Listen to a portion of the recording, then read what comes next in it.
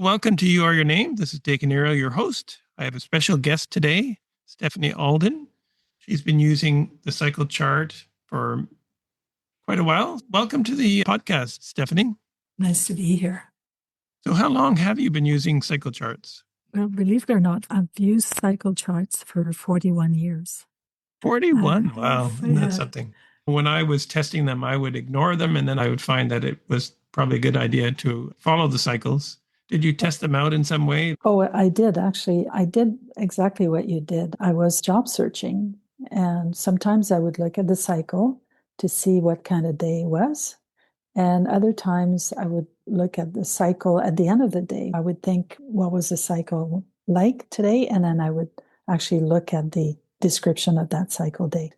That's a good way to test it.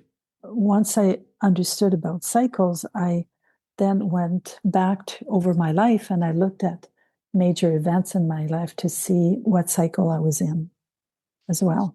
So you had the cycle charts to refer back to the particular year in question. If you were in a 4-year and you found that there were some testing conditions that corresponded with what the cycle chart predicted? Exactly. And so that was a learning experience as well. If it was a test year and I started something major and it didn't work as planned, then I could see the reason why. Have you used the cycle chart in the past? You did mention job search. That's right.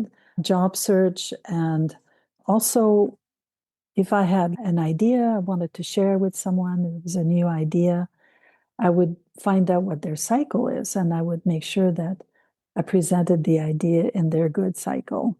You wanted them involved in the idea, so you wanted to make sure it was presented in a good cycle for them so that then you'd have a better chance of success?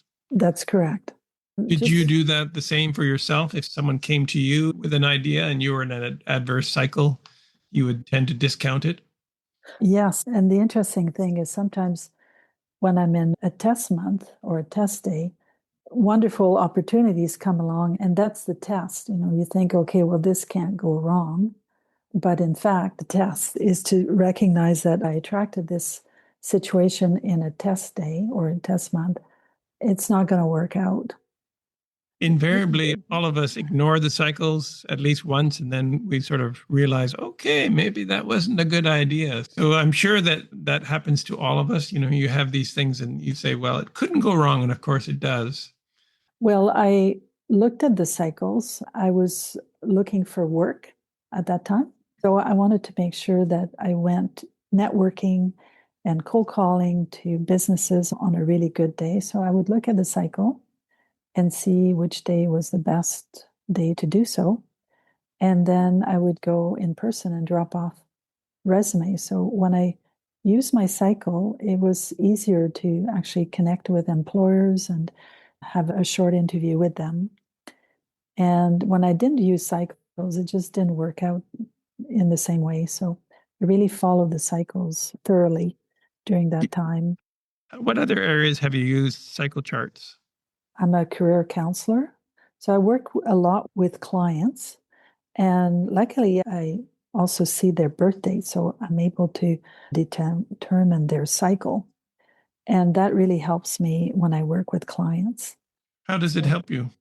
Well, if I provide job leads for the client or I tell them about a training program, I want to make sure that I seed that information in a good cycle day. Do they set up the appointment themselves? I control that because when I deal with the clients, I set up the appointments. So you actually set them in good cycle days for them? That's right. When I really follow cycles, my work goes more smoothly. On test days, for example, if the client needs to work on their resume and we have a meeting, then those are good days for me to help them out because it's detailed and it's not a new opportunity. They've worked on their resume. I'm just there to help them make their resume better. You schedule the type of meeting based on your cycle so as to optimize the effectiveness of the meeting. Exactly. What other areas have you used cycles? Just in my own everyday life and also with meetings if I meet my colleagues or if I'm out networking and I'm trying to generate more business, more employers to work with, then I do so on days where the cycle is more conducive to that. Or more of the promotional cycle days. That's right. Where you're developing new contacts and whatnot. That's right. Exactly. Has there been any downsides to knowing cycles? No, it's actually the opposite. I'm just so happy that I know about cycles. When I see people that don't have that understanding of cycles, and maybe they start a business in the wrong cycle, it doesn't work out, or maybe they start a relationship in, let's say, a 9-year, which is not the time to start a relationship, and things don't work, then you see that the impact of not knowing cycles on a person's life. And it's because they lack that awareness of cycles and how they can tap into the potential of that cycle in their own life. But once you understand cycles, then you see there's a cycle for a country. There's many cycles that you see how these cycles unfold. So, for instance, using the cycle of the United States of America, you can see when certain things happen, you can predict how effective that policy might be. Well, exactly. Like the United States is in a 4-year, which is a test year. And you can see how, the politics of that country is unfolding. So it's very challenging for this year, particularly. It was also something that when my wife and I ran a business for 35 years or so, that we made sure we incorporated the business so that it was in my cycle. Businesses have a cycle based on when they're incorporated or when they're initiated. That's also important. Well, you bring up a good point, looking at how a business is evolving based on the cycle. And that's also really interesting. I remember chatting with someone who teaches cycle management training, and she was following the career of Adele. She tracked her career and where she had health problems. She could show the test cycle month in the cycle year, and she actually had it all mapped out.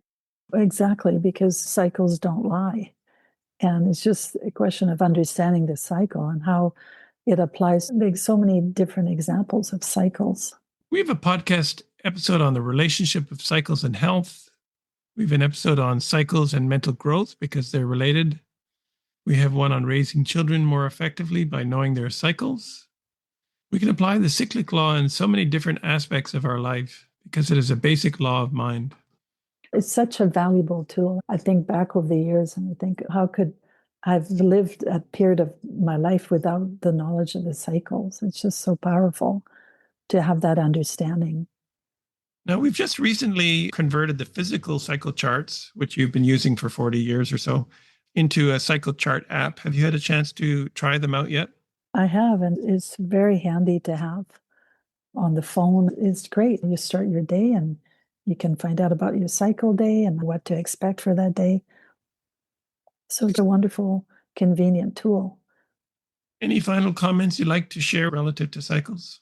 Learn about cycles and get your cycle chart. You'll be forever happy that you did. Great. Thank you, Steffany. Appreciate your time and your insight. Great. Nice to be with you today. If you'd like to learn more about the cyclic law, you can download our free app, which is called Cycle Chart, on either the Android or Apple Store. Set up a free account. You can create an account with your email address or your Gmail or your Apple account or even your cell phone number. All you have to do is give it your month and date of birth, and it will configure your personal cycle information for a 5-month window.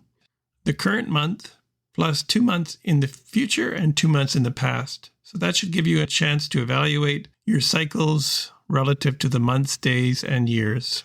So until then, happy thoughts.